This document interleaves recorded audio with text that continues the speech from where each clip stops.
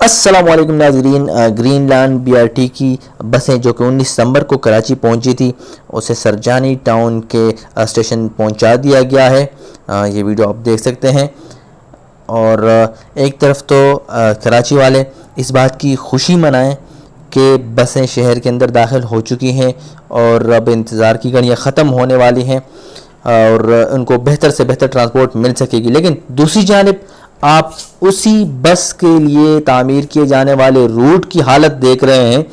اور یہ ناگن چورنگی کے حوالے سے میں آپ کو بتا رہا ہوں کہ مکمل گرین لائن بس کا روٹ پانی میں ڈوبا ہوا ہے، اور نہ صرف روٹ بلکہ آس پاس کے علاقے بھی پورے کے پورے پانی میں ڈوبے ہوئے ہیں۔ یہ آپ حالت دیکھ سکتے ہیں، یہ گرین لائن بس کا روٹ ہے۔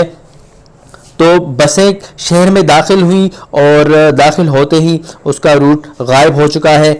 کراچی والوں کے لیے یہ انتہائی پریشان کن صورتحال ہے کہ شہر کراچی میں اب تک نکاسی آپ کی صورتحال کو بہتر نہیں بنایا جا سکا، اور نہ ہی اس کو انفراسٹرکچر کو بہتر بنایا جا سکا، لیولنگ بہتر بنائی جا سکی۔ سڑکیں صرف ہموار تعمیر کر دی جاتی ہیں اور معاملہ وہیں کا وہی رہتا ہے۔